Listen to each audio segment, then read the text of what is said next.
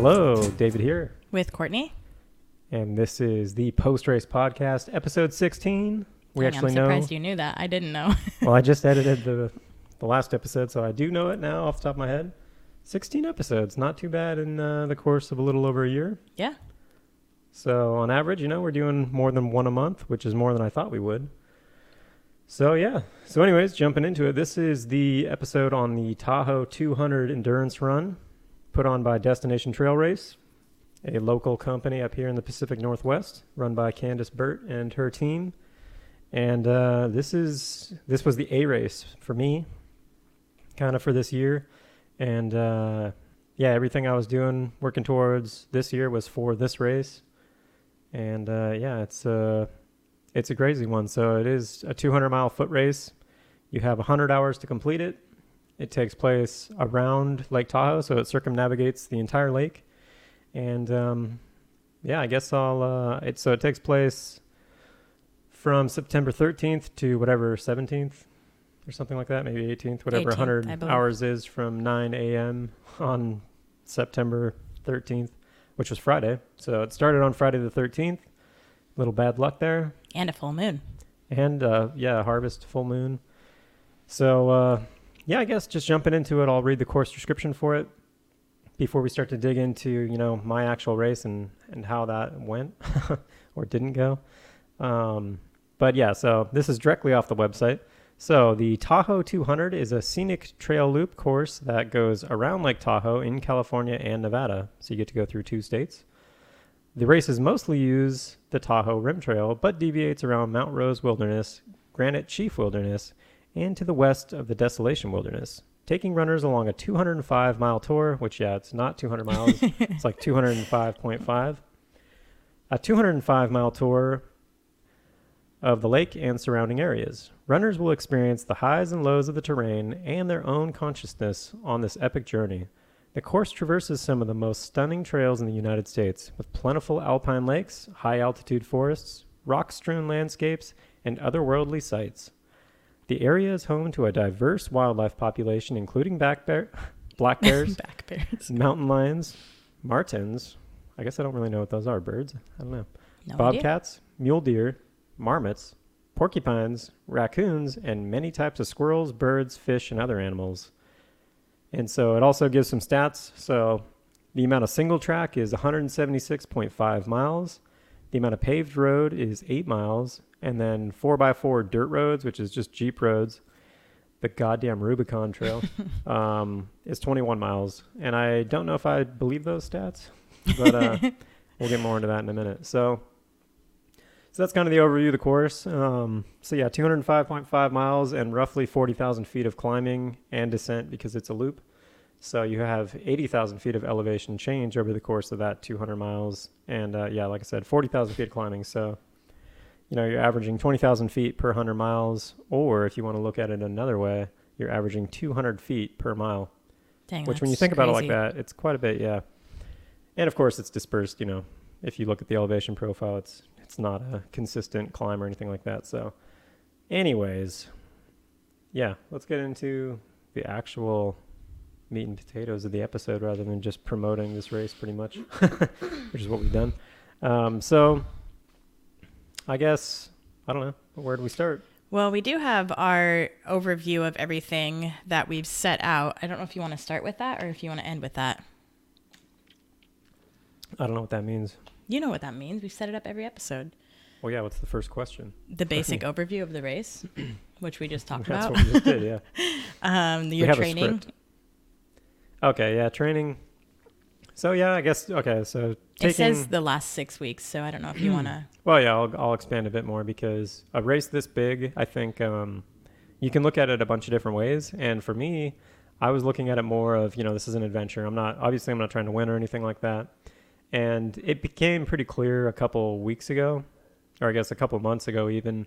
And if you watched the last episode, you probably, or if you listened to the last episode, you probably heard, training had not been going too well. So I had an Achilles injury that kind of messed up my whole training plan, which is a shame because it came at a really bad time because I was actually averaging, it was when I was doing my big jump up in mileage. So I was probably averaging like 35 to 40 miles a week leading up to this point, and probably like 2,000 to 5,000 feet of climbing. So not a crazy amount, but I was getting some climbing in.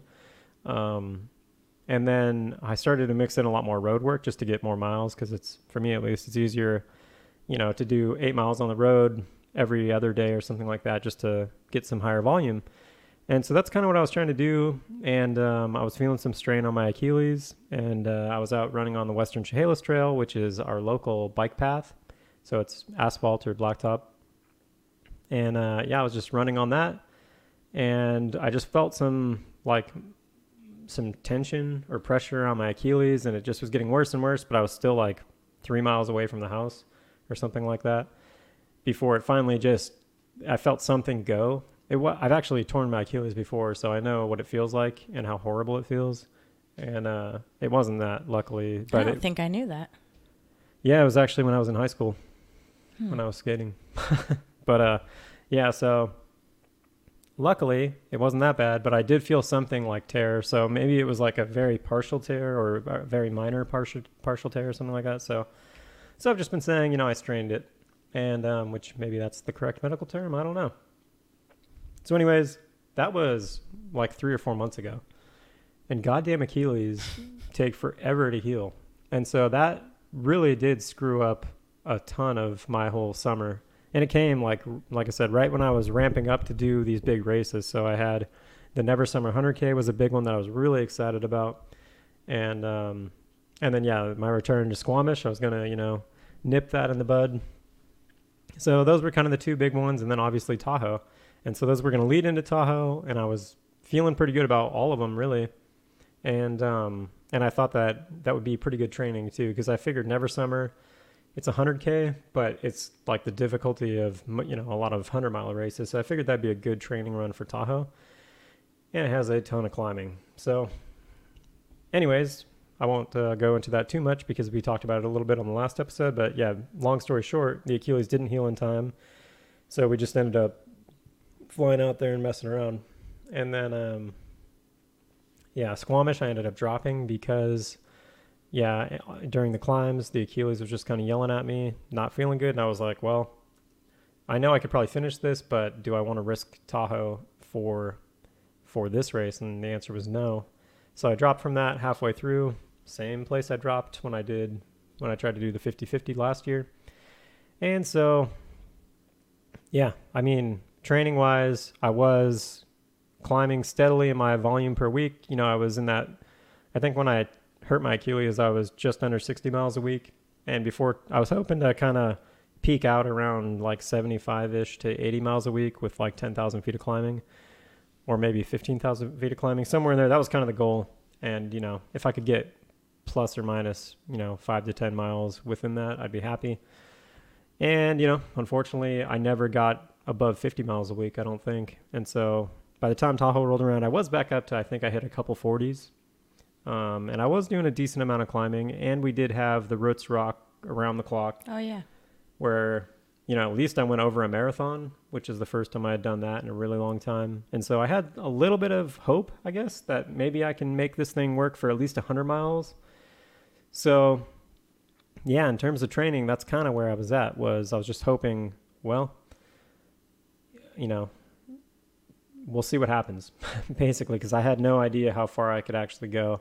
And, going into the race with the poor training, I had a goal in mind of 100 miles. If I could just complete 100 miles, I would at least be kind of happy.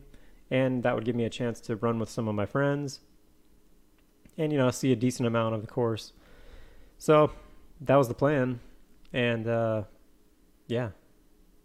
don't know what the next one's actually race goals, and you just talked about that. So so like I said, the goal was hopefully 100 miles, and the main goal was really just to have fun. So whatever I could do to have a good time with me and my friends, because a bunch of my friends came out with me, and so that was kind of the main goal, was to have a good time and enjoy the company of my friends, who I don't get to see all that often, in person at least. And so it was. A goal was, have fun and do the 100 miles. And then B goal would be, complete the race. or I guess maybe that's backwards, but either way, that was pretty much the goal. All right. So do you just want to jump to the race day, or do you want to talk about like your preparation beforehand of like the meals, all that? Yeah, we can talk about the build up to the race. So I guess why did I choose this race would be one question. And I don't think we have that on the list. That's a good question though. yeah, so what drew me to this race is just, obviously, and as far as the US is concerned, there's kind of three big 200-mile races that everyone looks at as like, the big ones to do. That'll be, the Bigfoot 200, the Tahoe 200, and the Moab 240. And they're all put on by the same company, Destination Trail. And they're not the only 200-mile races that are available or, of that kind of distance, but they're the only ones in the U.S., I believe, that are point to point, and they're not, repeated or looped courses or anything like that. So that's what drew me into it, is because Tahoe was supposedly the easiest out of the three. And it was also an area that I really think is cool and pretty, and I haven't gotten to spend all that much time there, so I wanted to see it more. And so what deterred me from the race is the cost. I mean, this thing is fucking expensive. So I think when I signed up for it like the first day it opened, because I knew that was what I wanted to do last year. And man, it's like I think when I signed up for it, it was $1,000 pretty much. Like maybe it was $995 or something like that. But then you have to rent a spot device, and then I think there's a shirt or something that I bought. Maybe either way, I know after taxes and everything, it was around $1,300 for pretty much everything.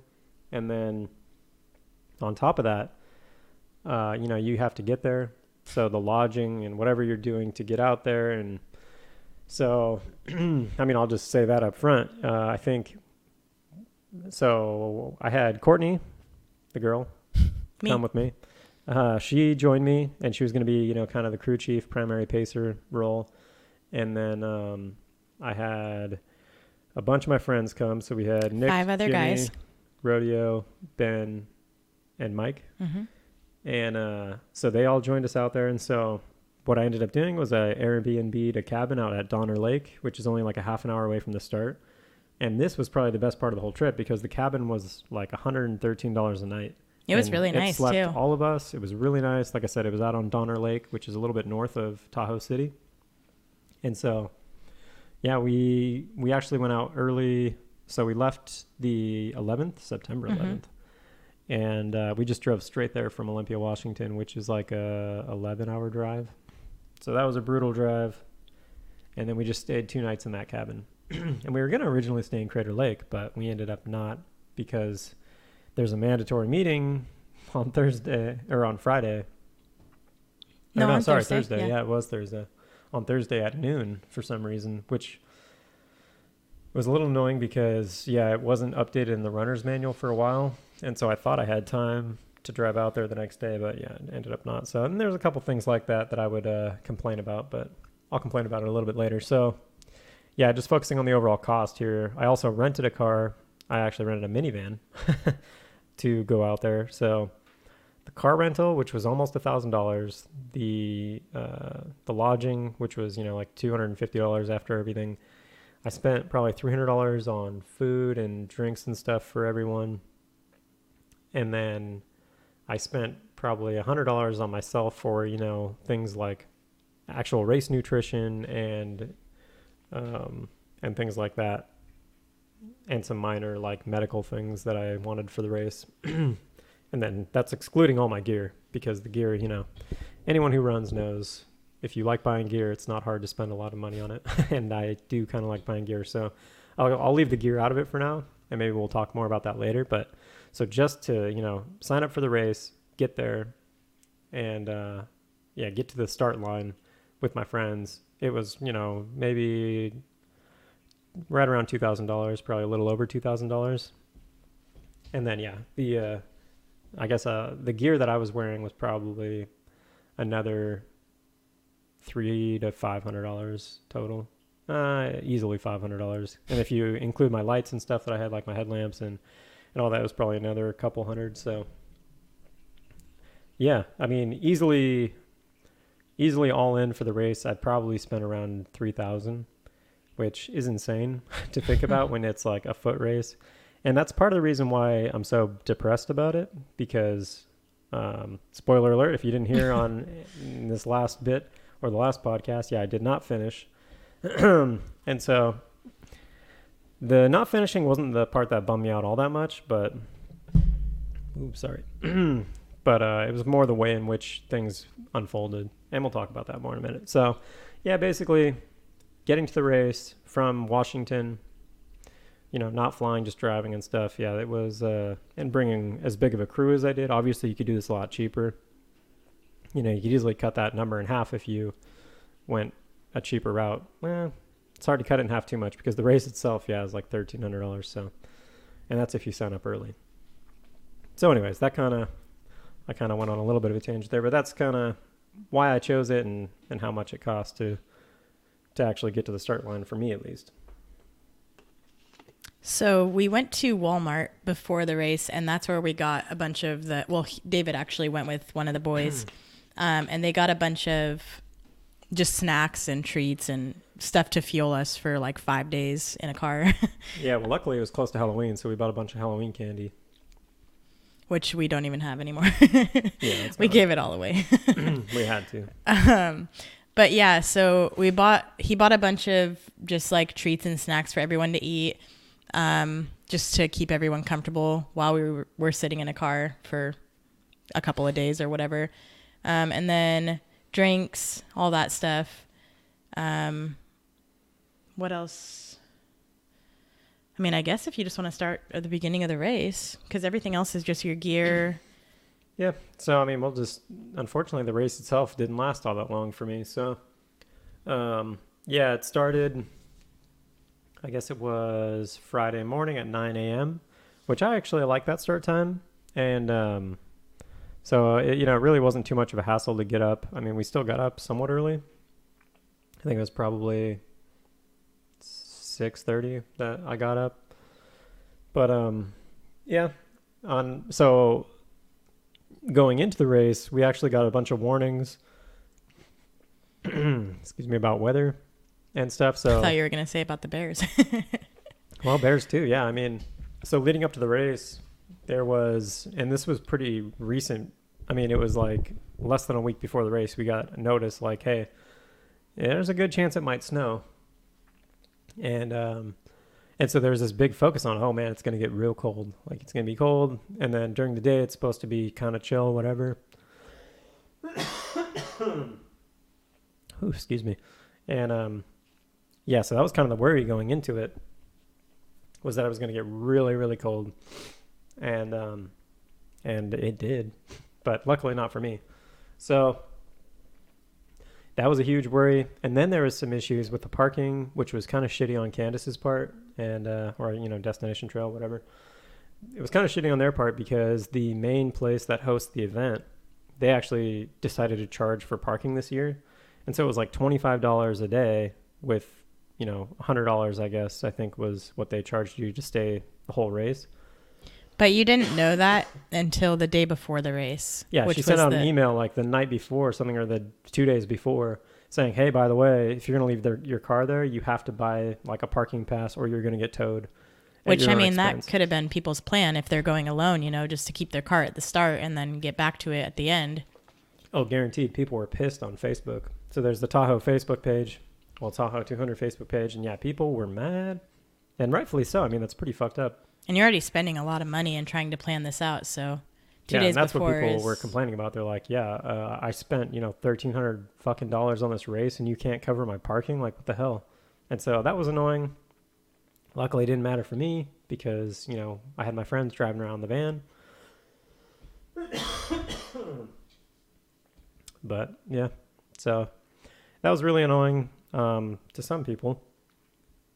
We did take 2 cars, though. Jimmy had his truck, and then we had the van. So we were a little paranoid about where Jimmy was going to park his truck, but it ended up working out. So. Yeah, and I guess just in general, when you bring that many people to an event, and, none of them are runners. So it's like Courtney is the only person in the group, aside from myself, that's actually done a trail race. So the rest of them have helped me before, though. like they've crewed me during Bigfoot 100K and the Mountain Lakes 100 last year. They all did except one or two of those guys. So they knew the drill. And sorry, I'm also sick, which is part of the reason why we didn't record this sooner. But yeah, so, and that can add a layer of stress having those people with you when you have, 8 guys that, or, 8 people, including myself, that you're kind of looking after and taking care of or whatever, and making sure they follow the rules and all that. So there's an added layer of stress there that is kind of difficult to deal with sometimes. But luckily, all my friends are pretty considerate and not assholes or anything. So, there were no issues or anything like that. But, you still worry about it. And then, so there was definitely some worry about bears. They were like, yeah, they're really aggressive this year, so watch out for them. It's all brown bears, though, apparently. Or, sorry, black bears, apparently. So it's not that scary. But, I mean, whatever it was last year or maybe the year before out in Anchorage, during a trail race, a guy got killed by a black bear. So my biggest fear. Yeah, so, I mean, it can happen. So yeah, I'm definitely scared by cougars and bears. They definitely scare me. Not so much during a race. Like I wasn't scared during this race for it, except at night. I was a little scared, but I didn't really ever care that much. You never saw anything though, right? Like any wildlife? No, not a bear I saw little things. Like I saw like little squirrels and things like that, but I didn't see anything bigger than a squirrel really. Yeah. So yeah, that was kind of the lead into the race. And then we showed up and yeah, guess what? It's hot as fuck. Yeah. So, and that was something I saw going into the race that people were warning about. Because I think somebody made a post on the Facebook page and was like, hey, any tips for a rookie? Like, what are some good tips to take into the race? And somebody was like, hey, watch out for the dust. The dust is a huge issue, especially at the start of the race. And so I took that in mind, and I had a little buff that I was ready to use as kind of a face shield to block the dust out. And thank God I had that because, yeah, the dust was horrible. Like, if somebody asked me, what should I do to prepare? I would definitely say bring something, maybe even a dust mask, because people had those. And now that's why he's sick. Just kidding. And so, yeah, I would definitely look out for the dust because that could like end your race pretty easily because it makes your throat so sore and stuff. So, and hurts your lungs. So definitely look out for that. And, yeah, luckily I had something to shield my face. But yeah, it was really hot. So yeah, you combine the really hot weather with dust and, so you're covering your face. It's hard to breathe already. And so the first, couple hours of the race were really hard for a lot of people, I think. It actually wasn't too hard for me. I actually had a pretty easygoing couple miles in the beginning, even though the first aid station, I guess, I think it's mile 6, maybe. I think so. No, 6.5 or it's almost 7, I guess. But anyways, yeah, it really wasn't too bad. And so, I guess that whole first half, I know a lot of people were struggling because it's a really steep climb too. Like you go like 2,000 miles in the first like 2,000 feet of climbing in the first 3 miles or something like that. And so it's really brutal when you're just, hoofing it uphill in the dust.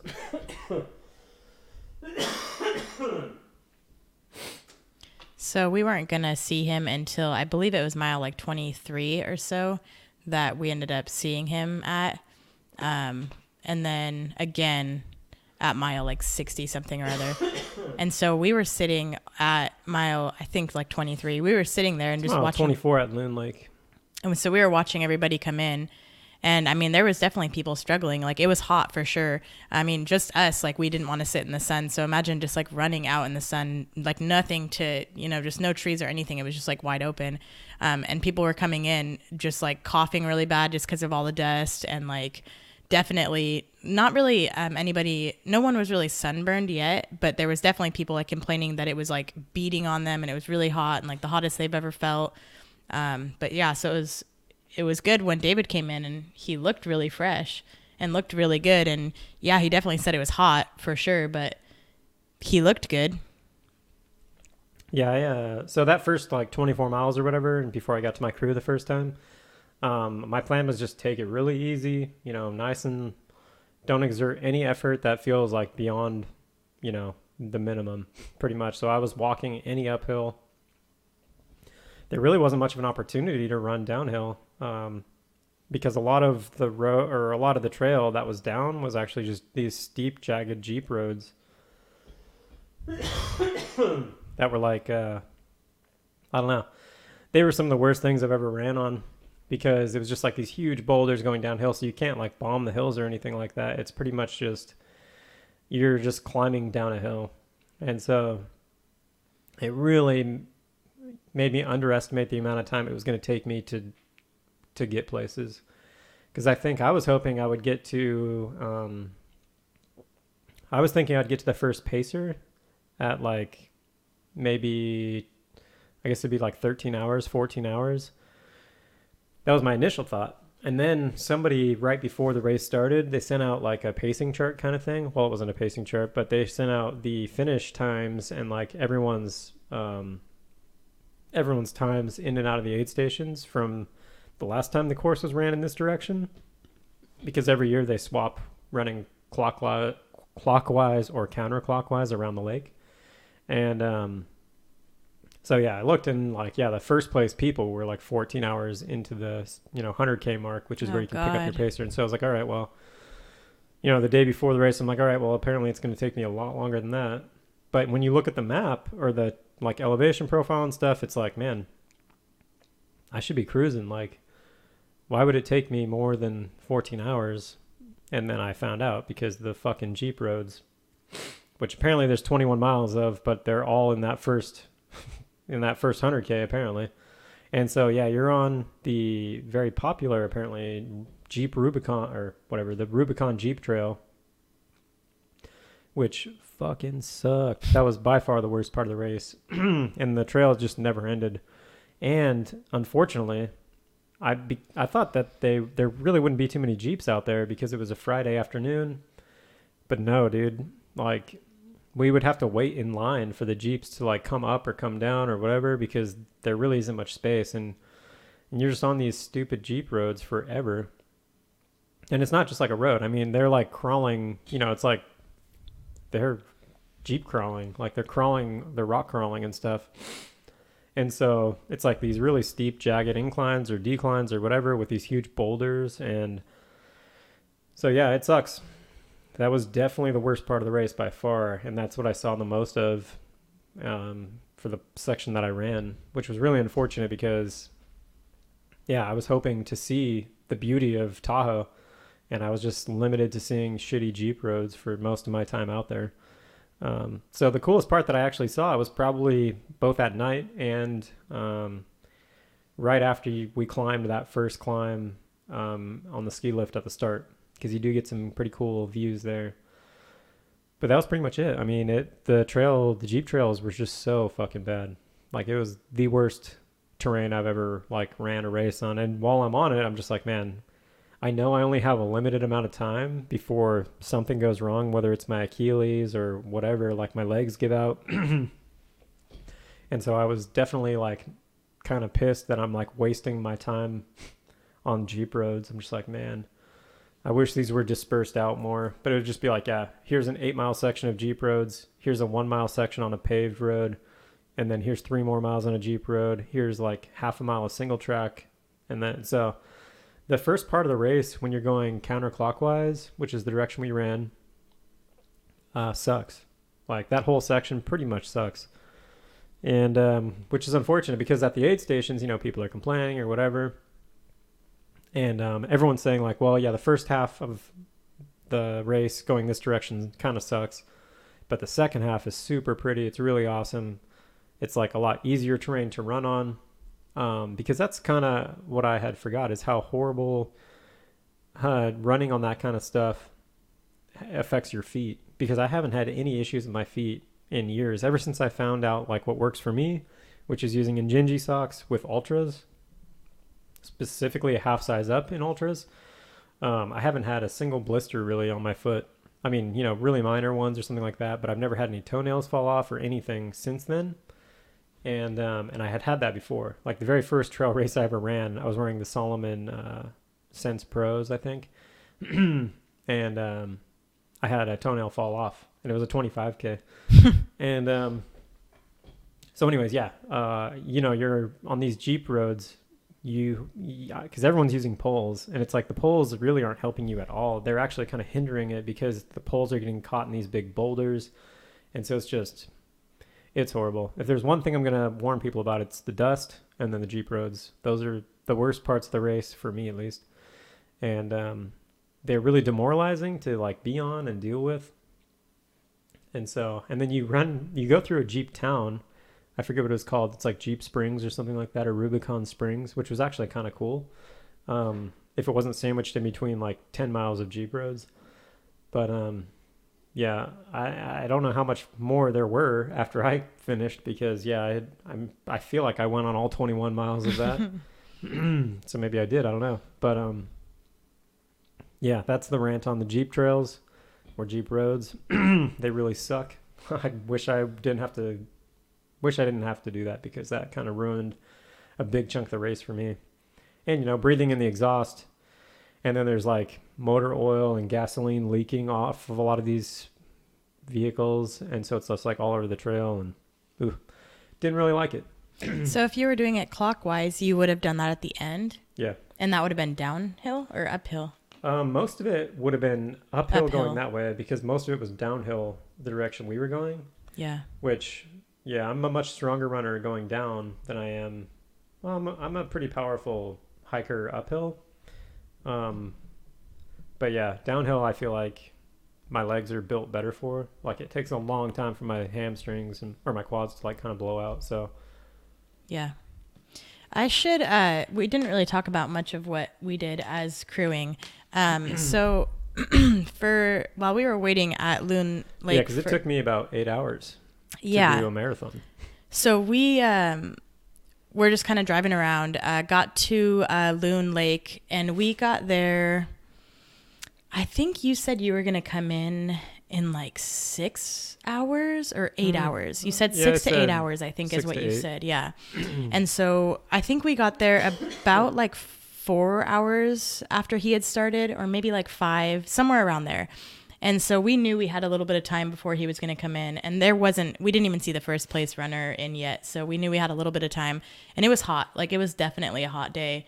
I don't know how hot it was, but it was definitely hot. So we went to the lake and just kind of all sat around the lake for a little while, until we could hear cheering, because it wasn't too far off. Like we were right on the lake. And so we waited there probably for about an hour until we could hear some cheering. And then once we heard cheering, that was when we decided to walk back just in case. And so I told the guys, like, David's normally in the middle of the pack in most of his races. So once there starts to become a lot of runners coming in at the same time, he'll probably be in about that group of people, which was true. That's exactly how he was in this race. I was actually a little bit in the front. Yeah, of the middle of the he pack. Was. I think he came accident? in 80th or like 70th or something out of like 240, I think. And so he was actually quite a bit in the front. But yeah. I wouldn't call that the front, but yeah, front of the mid. Yeah, normally he's like right in the middle of the pack. And so he was a little bit further up than what he would have normally been. Probably a bad thing. I mean, I was probably going too fast, but I felt like I was going really slow. Like I felt like I was taking it really easy. My heart rate was like really low the whole time. So I actually felt like when I came in to see you guys, I felt really good. I mean, I think I told you, I'm like, yeah, I feel fine. Like, I feel like I haven't even really started yet. So yeah. And and like I said, we saw a lot of runners. I mean, we saw like 70 something runners come in. And I mean, older, younger, male, female, I mean, just a bunch of different kinds of people. And all of them looked beat up. Like every person that came in looked like terrible, dust all over them, like had a hard time breathing. Just like some of them couldn't keep down food. Some of them were sick, like just all over, different kinds of people that none of them seemed happy. And they all were just like complaining about the heat. And then David came in and I expected him to like not be doing good. And he was just like, oh yeah, I feel fine. Like I feel great. And so all of us were like, oh, that's great. Like that's super awesome. Food was fine. Actually, you didn't eat a whole lot during but that. I never do. Yeah. But he had drank all of his tailwind, and obviously he was feeling good, feeling fine. He hadn't really exhausted him too much, so he seemed fine in that aspect. But that was really good for me to like see him come in and at mile 24 doing that good. And I mean, obviously sweating a bit. It was hot out, but it wasn't like the extreme sweat that I saw on a lot of other people. And I think maybe because you said that you were just trying to take it a lot easier and not running as much as you would have originally. But so that was nice to be able to see him come in and be crushing it. And so then once he left, I'm trying to think of what we did. I can't really recall. It was all kind of like jumbled together. But I think after that, we wouldn't see him for a while after that, because we weren't going to see him until mile 60. Is that right? Yeah, it was like the 100K mark, so I think it was actually mile like 62, maybe 63 yeah. even. And so for this, we wanted to be able to get a camping spot for him, just so that if he wanted to be able to sleep at night, he could. And so getting to that aid station, we were going to grab him some Taco Bell, which he had a plan to get some potato soft tacos. A very specific plan. Just the potatoes and the tortilla on 5 of them, and then just the cheese and the potatoes on the other 5, which he didn't eat any of those. I think he took 1 bite. Yeah. So we went to Taco Bell, got him some food, and got ourselves some food. We ended up watching the sunset, and then we made it to that aid station at mile 62. And at that point, there was quite a bit of people camping out there. A lot of people with trailers, a lot of people with just like buses and stuff. But what was really nice about that area is we were about to set up for him, and it was quite a bit of ways from the aid station. Like he would have had to walk, I mean, obviously not like a mile, but you're doing a 200 miler, like having to walk any is really annoying. And so the way that we had it set up, he was going to have to walk like quite a ways to get to us to sleep. And so Ben and I were actually going to the bathroom, and when we were walking back, I saw a car go behind a bunch of other cars where they were parked. And I was like, wait a second, if that car comes out, there's a parking spot back there. And Ben was like, hey, that car just went back there and it like pulled around. Like we should go look back there. And so we go back there, and there's no one back there. It's like a quiet black alley. And we're like, oh yeah, this is like the prime spot to be. So we go back, we tell all the guys, hey, we should definitely move here. So Rodeo and I go and look at it because everybody's tents were already set up. And so Rodeo and I go and look, and Rodeo's like, yeah, this is a good spot. Like, let's move here. So all of us walk our tents like over to the spot, and then we decide to drive over. So we set up everything.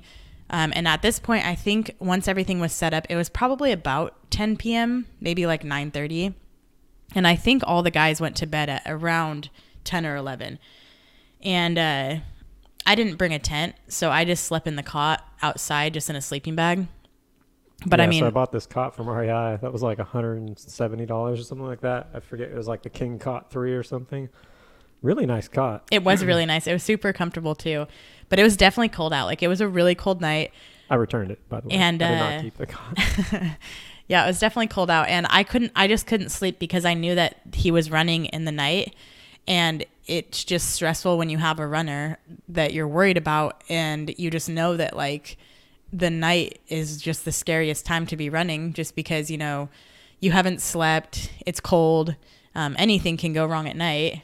And it's just a stressful feeling, just like knowing that you're kind of comfortable and like, you know, you could fall asleep at any time, but someone's out there and someone you care about, and, you know, they're struggling and they're having a hard time. And so what was most stressful about this is, I thought he was doing fine. Like I didn't really, think that his Achilles was going to be messed up, or, you know, I had in the back of my head, like, you know, I was like hoping that everything would go good for him. But I didn't really think that this early on, like he would really have any issues, and I just wasn't able to sleep. And then finally I just got a little break of service.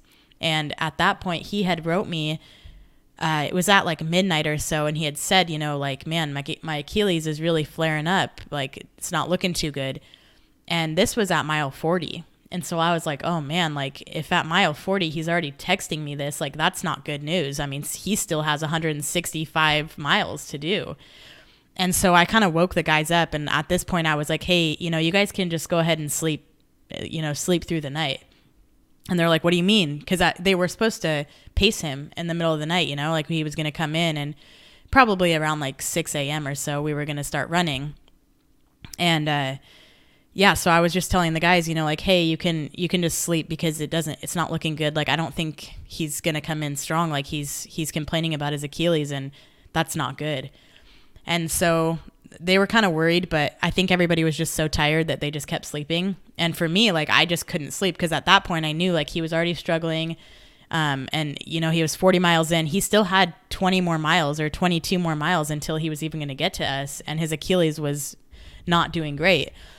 So, I like still little spurts of service, just like little texts here and there. And then about 2.5 hours later, I got a text saying, I've been limping for the last 6 miles. I am not doing good at all. Basically, like I'm done. Like, he didn't really say I'm done, but it was like, I don't want to do this, or I can't do this, or something along those lines. And that's when I was like, man, that's like, this isn't good. I think he still might have had like 9 miles, or like is like 7 to 9 miles to get to us. And it was like, if you're already limping and you've been limping for 6 miles, that's not good. And so basically after I had left that 24-mile aid station, Loon Lake, we were rolling, and then we hit more Jeep roads, which was again annoying. And anyways, as we were climbing out of that, I guess it was Tells Creek aid station I didn't have any issues with. I kind of just rolled through there, which was at mile 30, basically the 50K mark. So I rolled through there feeling pretty much fine. And then the next aid station, which was mile 44, Wrights Lake, that's where I started to have issues. And luckily, because I had not planned for this at all, I didn't realize that I'd be running in the dark before I got to mile 44. It had taken me, I think I got to Wrights Lake, mile 44, at like 12 hours. Like, I think it took me about 12 hours to go 44 miles, which is really slow. At least that's what I had thought. I was like, oh man, because I actually had a drop bag at mile 30 at that aid station at Tells Creek. And I packed a jacket in there just to be safe because, the weather and stuff was unknown. So I had a puffy jacket in there. I had a spare headlamp just in case. Like, I had kind of one of my crappy little $20 Nightcore headlamps, which actually work really well. And I already had one of those on my person anyways. So, yeah, basically, which I didn't actually mention what I used for the race. So maybe I thought you were going to say that at the end, but. Well, I think it makes sense to say what I was using before I started. But, so what I was using the Solomon Advanced Skin 12-liter vest. It's the one that I reviewed earlier in the year that I said I bought specifically for Tahoe. So I did end up using it for Tahoe. It worked fabulously. Great vest. Really like it. I had a 1.5-liter bladder that I filled with Tailwind. I don't know. I don't like bladders. I don't know why. And the only way I can really use them is if there's something in there, like some flavored thing, so like Tailwind or whatever, just because the plasticky taste. It doesn't matter which brand I buy. Like, I taste the plastic type taste. Same with we've talked about bottles. This before. He's very picky. Well, I don't know if being picky has anything to do about tasting plastic, but so I'd prefer to not taste that. And same with soft flasks. I don't know why, like, my taste buds just pick up plastic really strongly. And so anyways, I was actually carrying that. And then 2 water bottles on me that are just kind of the standard, just regular 16.9 ounce water bottles. And then I actually had a filter on me as well. The Katydid or whatever. Be Free. Katydid. I don't know. I don't know how to say the company name. I should probably look it up. But anyways, kind of a very popular filter that a lot of people have that's in a soft flask. So I had that. I had an emergency space blanket. I had an emergency jacket. I had what else did I had a headlamp and actually I had two headlamps on me, I had a really small light that would have really sucked to use if that was the only one I had. And then I had a regular kind of smaller headlamp, both kind of more emergency style headlamps. And then I had a beanie and I had gloves, and I carried that with me all the time. So just in case, I had all that stuff with me. And then the spot device that you're required to wear, I had that as well. And then at any given time, I probably had in between 800 and 1200 calories on me as well. So that would be in the form of spring energy gels. I carried quite a few of those. And then some fruit jerky and candy and things like that. So that was kind of what I had on me. And then I also had my phone, a battery, a 6,500 milliamp hour battery. Actually, no, it was a 10,000 milliamp hour, I think. So it's kind of a bigger battery that I was using. It's about the size, almost exactly as my phone, the size and shape. And it actually sits kind of on the back of my phone. And so, yeah, that would fully charge my phone once, probably charge my watch 100 times. I don't know. And so I actually charged my watch with that during the race as well. And so then I had my cables as well to charge both my phone and my watch. What was required of you to carry in the vest? Was there requirements of things that you needed to have? Like a coat or I think water? At the very end, Candace said you have to carry a jacket because of the snow. Maybe that was a requirement, but I don't think there's actually any requirements in the runner's manual. But I think Candace might have sent out an email the last week just saying, hey, look, the weather is going to be bad. Just bring an emergency jacket with you at all times. Yeah. Something like that. So that was I should have mentioned all that before we talked about the race, but yeah. And then what I was actually wearing on my feet, like I said, I used Injinji socks, and I had some Ultra Temps, the original Ultra Temps, not the 1.5s. Although I had a pair of 1.5s that was a half size bigger than I normally wear, that I was going to change into probably around the 100K mark. So that was what I had. That was my plan. Your hat? Yeah, I was trying to find it. I don't remember. I think it's from a company called Sunday Afternoons, and it is a really good sun hat. So don't buy, if you're looking for a sun hat, and this is just a regular hat.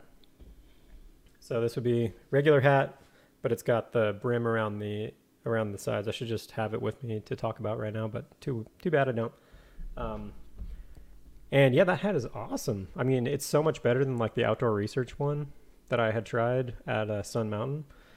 And so yeah, I think the brand is called Sunday Afternoons. It's a weird brand name. I don't know where I bought it from. I think it was REI, but I'm not entirely sure.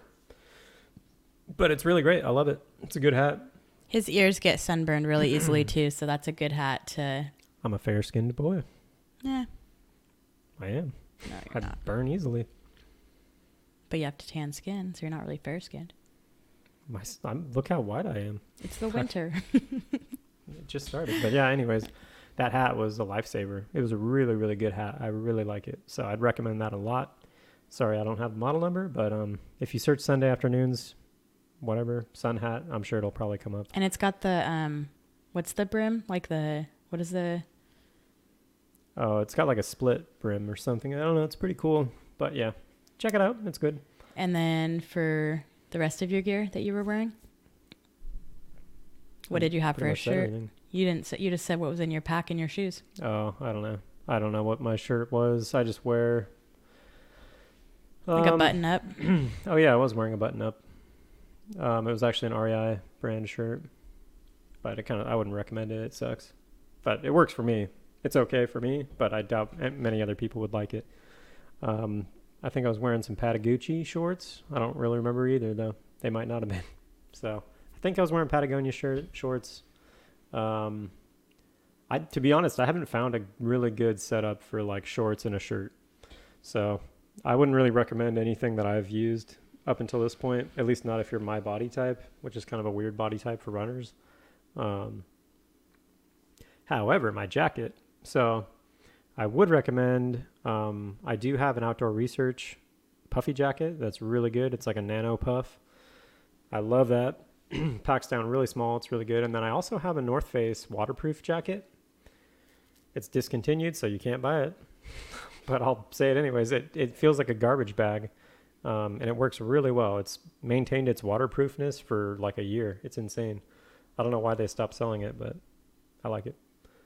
I can't recall what we were talking about. And then the Garmin 935, that's what I use to keep track of everything. The battery actually died kind of fast. I mean, probably partially due to the weather getting really cold, but yeah, it lasted in I think about 14 hours or so before I started charging it. So a bit less than I was thinking it would last, but you know, whatever. It's not hard to charge it. So yeah. So anyways, yeah, getting back on track here. So I roll into the mile 44 aid station at Wrights Lake, and it's dark and it's really cold. And and unfortunately, like right before I got into that aid station, my Achilles started to bug me a bit, and I was like, shit, it's way too early for that to be happening. And the next section, it was like, I think 18 miles or so before, yeah, we got, I think it is 18 miles. Actually 19 miles almost. So it's quite a ways before the next aid station, which is the 100K mark, which is where I would meet up with the crew and everything. And so I didn't know what to do because I didn't want to quit so early. And I'm like, well, I'll just, you know, hopefully the Achilles will kind of just fade away and it won't be an issue. And so I actually ate a decent amount of stuff at that aid station. I think I had, man, what was it? It wasn't a burger, but I ate something. Oh, pancakes. Yeah, I had just plain pancakes with nothing on them or anything. And yeah. Did you have any soda? Yeah, I drank Mountain Dew any chance I got. And I think I ate some pineapple jerky at Wrights Lake. So I was actually doing pretty good on nutrition overall. I mean, it wasn't coming in, like I was eating a lot at the aid stations and not so much in between aid stations, which isn't the best strategy when it's like 18-mile stretches, but I was trying. And I mean, I was probably good enough. Like my nutrition was good enough at the time. So I set off, and you know, I think at this time, yeah, it was like 9-10 p.m. And so I was like, oh man, I'm probably not going to get to my friends until like 3 or 4 a.m. maybe. And that's when I was hoping to leave. Like I had told them beforehand, I'm like, all right, well, whatever time I get into the 100K mark, I want to leave at 4 a.m. So if I get in at 2, we'll try to sleep for 2 hours or whatever, and then we leave at 4 a.m. And that was when I was picking up my first pacer, which was going to be rodeo. And that would be the first time he's ever ran or done anything in a trail race. So that would have been cool. And I was looking forward to that. And so, yeah, unfortunately, that next section, there was a bit of climbing, and it was just like the Achilles just kept getting worse and worse. And so, like, pretty much halfway on that section, and it was like 2 a.m. at that time, maybe even a little bit later, I was actually, it's where you run 3 or 4 miles on pavement, which fucking sucked. And it's all downhill, so it's just like blasting your joints. And so, yeah, at the end of that section, it goes down that road and then into a climb. And I started on the climb, and like the first 20 feet of the climb, like my Achilles is just screaming at me, feeling like it was going to explode. And I'm just like, fuck, dude. And it's like, you know, 2 a.m. And this time I'm running by myself. Surprisingly, I was running by myself almost the entire race, which is kind of a bummer. Although I did talk to a couple different people that were pretty cool. But yeah, so anyways, I'm alone. It's, you know, 2 a.m. I'm just like, man, fuck. Like, what do I do? Because my Achilles hurts really bad. And I was actually like, you know, I'm like hobbling or whatever because I'm trying to not put any pressure on it because I don't want to like, you know, have it pop or whatever. So I'm walking kind of awkwardly. And that's when I text Courtney. I'm like, because before this, I was like favoring it a bit. And then I hit that downhill, which just really, I think, screwed me up a bit too. But yeah, that's when I text Courtney because I had service and I was on a road. So I was like, man, I have 9 miles before I get to you guys. And I'm going at like less than a half, like I'm going close to like 1.5 miles per hour at this point. So I'm like, dude, I have 9 miles. And yeah, so it's like, whatever. You know, at the pace I was going, it was probably going to be like 5 hours or so. And I was just like, dude, fuck. Like, it's 2 a.m. I'm like basically going to get there at the cutoff at this point because yeah, I was going so slow because my Achilles was all fucked up. And I was like, man, even if I tried and I just keep going this pace, like I'm going to get there maybe a half an hour under the cutoff, and then we just have to go. And it's like, it doesn't feel like my Achilles is going to get any better. So that's when I text Courtney and I'm just like, look, I can't go on, like, because if it does pop, if my Achilles pops while I'm on this next 9 mile stretch where there is no service, if there's no service, and I know, there's no road access, and so I'm just like, well, fuck, like. I don't even think you said that. I think you just said, like, I've been limping for the last 6 miles, kind of like, I don't know what to do. And then I said... Yeah, so I didn't stop either. I kept going, yeah. Even though I was going slowly. Although I texted Courtney, and I just kept going. Yeah. And then finally she responded after I was like... It was like 10 minutes or 15 minutes later, too, because I could see what time that he was writing me. I just couldn't, like, I couldn't reply. And so when I finally got service, that's what he had wrote me. And then I replied, can I come get you? Or like, do you want me to come get you? Or something like that. And then I think he just said, yeah, like, if you can find me, yeah. Yeah. So that's what happened. I mean, then they came and picked me up and I talked to the medical staff or whatever at that aid station at the 100K mark at the Sierra at Tahoe aid station. And that was it. I mean, I talked to them and they're like, yeah, we want you to quit. Like, we don't want you having an Achilles issue out there. So, yeah, I mean, like I said, so the dropping from this race was depressing because it was just like, if I was going to drop, I was hoping it was going to be over something like, I just can't go on. Like, I'm so beat up and so tired and like I'm, delusional because of my lack of like, I wanted somebody else to pull me out, basically, is how I wanted it to go. And it was just like, yeah, for that to happen so early in the race. And the biggest bummer for me was just not getting to let my friends experience any of that with me. Because, I mean, that was I was like looking forward to that the whole time. I was just like, man, I just want to get to my friends so we can have, some bonding time out on the trail and have a good time. And so, yeah, when it became apparent to me and I was just trying to cope with like the fact that like, even if I make it the next 9 miles, I'm going to have to drop there. Like, I can't go past that even. So it was just like, it was just really demoralizing. And, being alone out in the middle of the woods at 2 a.m, realizing that, something that you spent, a year like planning and working towards, and then not to mention like $3,000 on, just like go down the toilet, was really depressing and annoying. It was just like, oh man, what a bummer. And so, yeah. And then of course I had people, coming, because at this time I was getting passed eventually by a bunch of people, and they're just like, oh no, you're fine, man. And I'm just like, no, dude, you don't understand. It's not just like, because it's like, there's nothing I want more than to continue right now. Like, mentally I'm still in it. Like, mentally I want to go. Mentally I'm like fucking stoked that I'm out here having a good time to some extent, but it's just like, realistically there's no way I'm gonna be able to do this. So yeah, it was just like rubbing salt in the wound to have the people passing me just be like, oh no man, like you'll turn it around, just hike with us for a bit. And I'm just like, dude, I'm fucking moving at like 1 mile an hour. Like, I'm not gonna finish it, and at this point it's just dangerous if I keep going. And so yeah, that was kind of what really bummed me out about the whole experience and the whole race, was just the way that it had to end.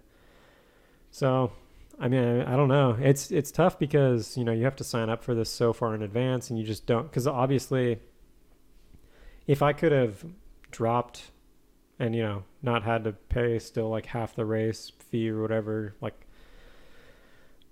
I mean, by the time I would have actually not signed up, it would have been maybe 3 weeks before the race when I realized, I was like, okay, finishing it is out of the question. It's really just maybe I can get to 100 miles. That was probably maybe like 3 weeks to a month before. I was like, all right, there's no way I'm going to finish this. It's just going to be like a struggle to get to 100 miles, but that'll be the goal. So Yeah, it's a shame that you can't sign up for it a month before as opposed to a year basically before. And it's a lottery this year. For 2020, it's a lottery. So Do you think that's because there's so many people now that are like interested? Or for why? sure. Yeah. I mean, definitely. So yeah, it's a shame because I mean, I don't know. I kind of wanted to try it again, especially with the going clockwise. I was going to say, is it, so it's every year? Every year they switch it? Yeah, I believe so. So, I mean, I don't know. I mean, I want to try it again, but again, it's just like it takes so much effort to not only coordinate between, you know, your crew and yourself to get out there just to get to the start line, but it's also, you know, financially a very costly thing. And so it's tough. I don't know. I mean, I don't know if I'll do it again. There's like other things that I want to try to do. And it's like things just have to go right. I haven't ever had a training cycle that didn't end, you know, poorly for one reason or another, whether it's, you know, just personal, like travel or work or whatever. There's always something that seems to come up for me. And, you know, part of that is just probably my own, you know, I'm not prioritizing things correctly or training properly or whatever. And I realize that, but yeah, I don't know. I mean, it's tough when, you know, in January or whatever, you look at your calendar and you're like, ooh, this race would fit in good there, and this race would fit in good there, and I want to do this, this, and this. And then it just doesn't pan out that way. And you've, you know, invested a lot of time and money into doing these things. So yeah, I was reflecting on that quite a bit while I was alone in the woods, thinking to myself, like, why the fuck did this have to happen? But I don't know. I mean, in general, it didn't kill my love for running, I'll say that, but it definitely, I haven't really ran since, although we're going to try to run today, I guess. But I haven't ran by myself in the woods since Tahoe, and it's now been almost a month. Yeah. So creeping up there. So yeah, I mean, that's pretty much it. I mean, overall, I will say, so the aid stations were really dope. In general, I really liked the aid stations. They were all pretty good. I didn't hear about them. Yeah, no, I mean, they had the food rolling. The people were very nice, and they got you what you needed. And so that was great. I did have one person, because I asked for Mountain Dew, and they're like, you can get it yourself, you know? And I was like, in my head, I'm just like, geez, bitch. Come on, dude. I'm like, because that was actually at Wrights Lake, so mile 44, when I was like already not super stoked and I was kind of cold, and they're just like, yeah, well, you know, you can get that yourself. And I'm just like, geez, that was kind of rude. But then right after that, I like sat down, and that was when I had my wet shirt, and some lady came up to me who was a volunteer, and she's like, is there anything I can do for you? Anything I can get you? And I was like, because I had my Mountain Dew, I had a pancake, and I was sitting in a chair, and I was just like getting cold.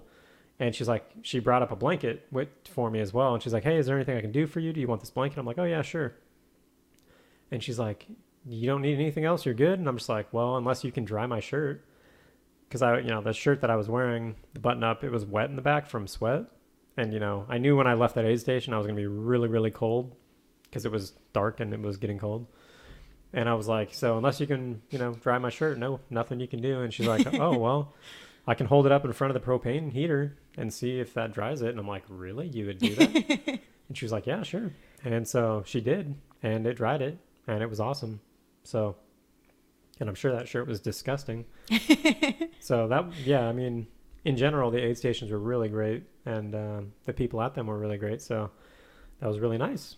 I would say, I mean, I don't want to knock Candace, but and I haven't ran one of her 200s before, so I couldn't tell you like if this is what they're all like, but it seemed fairly disorganized just around her. So it seemed like her crew or her team seemed to be handling things pretty well, but Candace herself, kind of sporadic with, you know, updates, and like the GPX file didn't get updated until the night before, I think, which is a mandatory requirement to have on your phone as well. And it's like the latest one didn't get updated until like a day or two beforehand, which, hey man, I don't know the logistics of running a 200 miler, like actually putting it on, I mean.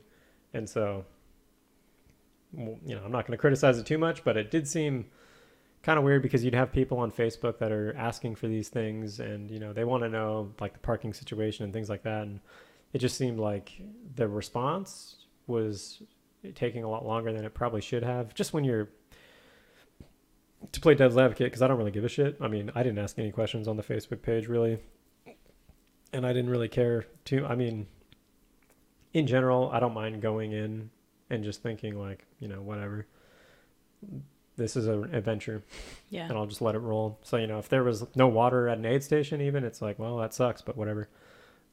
That's the mentality that I had going into this race. So for me, it wasn't a big issue, but I know for a lot of people, they seem to get mad that they weren't being responsive or whatever. When you pay $1,300+ to do this event, I think some people are expecting a little bit higher level of service maybe.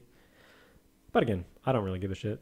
So wasn't me that cared, but some people I thought it was a little bit weird too, because not that we have done like a ton, but I do remember for Mountain Lakes 100, if you were a crew or if you were a pacer, you had to sign a waiver, and you also wore like a bib for a pacer, and you had to like fill out when you were picking it up and everything, and it just seems like that would be like a mandatory thing, is like to keep track of who is out there and who you need to be aware. I don't know. And it was just like, oh yeah, the runner just keeps track of it was the runner's responsibility to keep track of their pacers, which doesn't matter to me. I'm fine with that. Yeah, it just seems like it doesn't seem. Yeah. Kind of surprised with the permitting thing. And I did see some people litter, which was shitty of them. Some unintentional, some intentional, it seemed like. And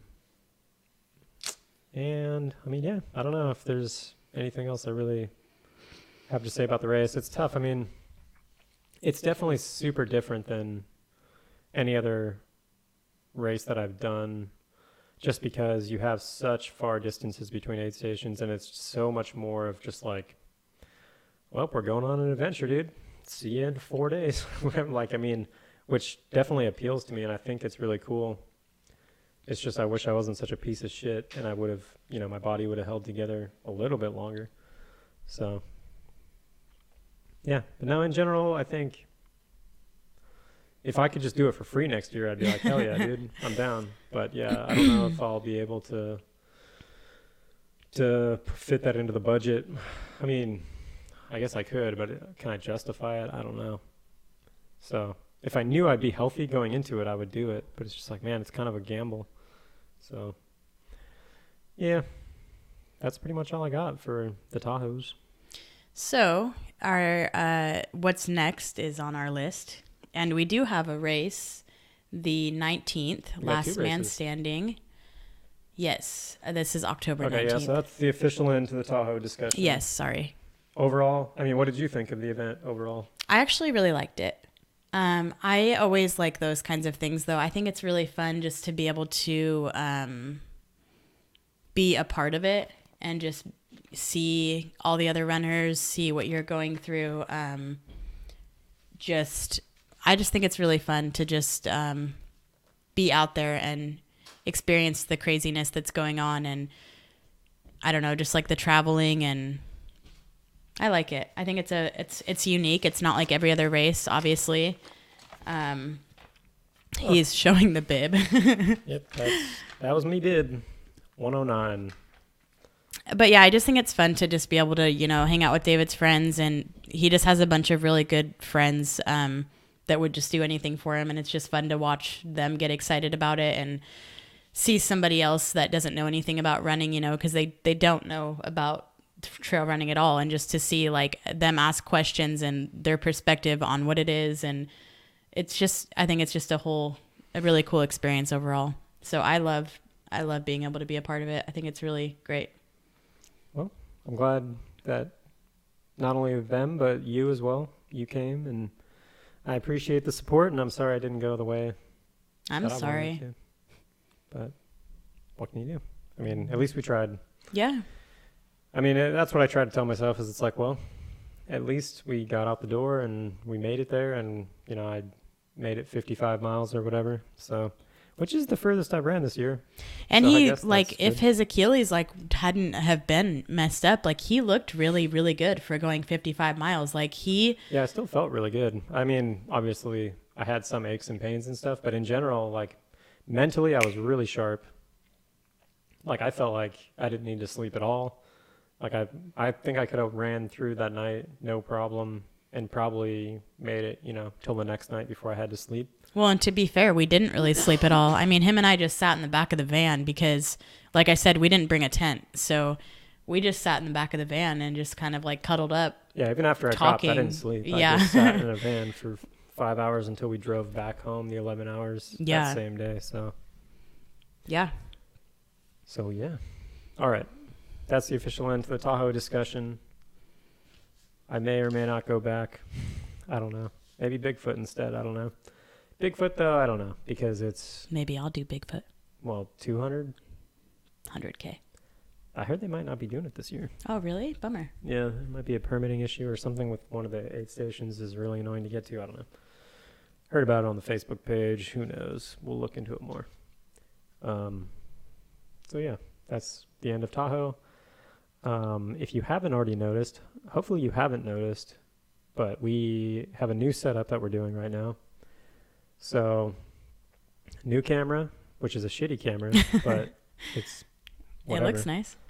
Well, it's 720p, but for a hour plus long podcast, it is fine.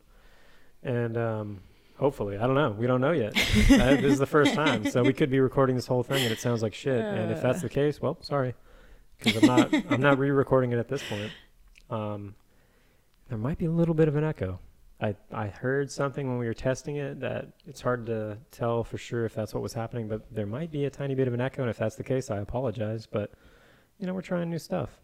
Trying to make it a little bit better after last time's snafu. So hopefully this is a little bit better. I think the audio and the video might not be synced perfectly, but again, who cares? It's a podcast. So if you're watching, sorry. If you're listening, it doesn't matter. Okay, so Last that man wraps up standing. that. And then, what are we doing next? So we do have races this year still. I'm signed up for 2 more. You're signed up for 3, right? Yeah. So the next one on our list, is October 19th, and it is from Go Beyond, I think. Oh, really? Same people that put on Mountain Lakes. Yeah, they are doing the Lastest Not Fastest, Oh, which that's is, what it is. Okay. in That's Bend, right. Oregon, which is another last man standing event. This one looks a little tricky because it's a 4.7 mile loop. Which is real tough for me. Yeah, so it's hopefully it's pretty flat because that's a kind of a long distance to go every hour on the hour. So we'll talk about that. Hopefully we'll do an episode on that. And then we signed up for another race just recently that I don't know anything about, but I guess I can pull it up. Do you Hood remember? River. It is a 25K with about 4,000 feet. I think it's like 3,700 or something feet of climbing. No, it's 4,500 feet of climbing. Oh, That's why I chose it. okay. Yeah, so it's a 25K with like 4,500 feet of climbing, and I think this is the first year they're running it. So Wow. And it's late in the year, so it's the Coyote Wall Trail Races, White Salmon, which is Salmon. by Hood River. So it's on the border of Oregon and Washington. November 3rd at 9 a.m. Yeah, so it's actually on a Sunday, which is also pretty cool. But yeah, it definitely looks tough. It says a lot of stuff about, if you're Very not technical, very experienced. difficult. Yeah. So the 50K, because there's a 50K and a 25K. We chose the 25K because we haven't ran in a while. And so the 50K has 7,300 feet of climbing, and the 25K has 4,300 feet of climbing. So not quite 4,500, but Okay, so 43. Yeah. which is still a lot. And the cutoff, 5.5 hours. It's 5 hours. It's not 5.5. Oh no. So 5 hours for the 25K. That's pretty steep. It's a pretty steep cutoff for that supposedly difficult and technical of a race. But yeah, so we'll see. I don't know. I'm doing this one with my friend. Yeah, that'll be her first trail race. Mm-hmm. And then you're also doing another race with her. Yeah, we're doing a black light race in Seattle, or like near Seattle, on the 9th of November. Which is a 5K? Yeah, just a 5K fun run. That'll be different. Well, we probably won't do a whole episode on that, but maybe cover it in... Yeah, we could probably cover it in this Coyote wall episode. Yeah. And maybe she'll be a guest. Yeah, we might have our first guest. Because it would make sense. We would talk about the 5K and talk about this. Yeah. But we'll see. Yeah. All right, well. That's pretty much all we've got. That pretty much wraps up the old Tahoe 200. All right. Thanks, guys. Yep. Thanks for watching or listening. We appreciate it. We appreciate anyone who's stuck through it this whole time. Episode 16. 16 episodes. Yeah, that's crazy. And, that is crazy. Yeah, who knows? I mean, I'm having fun doing it. I mean, we're just living our lives, talking about it. So, maybe we'll get to look back on these in 10, 20 years. Or maybe our kids will look back on them and be like, damn, my parents were lame. Maybe one day I'll be better in front of a camera. Well, I think the 3 people that watch this don't really matter. So. And then the one person maybe that gets to this point at the end of the show. So yeah, that's true. All right. That's pretty much it. Well, bye, guys. All right. Thanks for watching. See Bye. you guys later.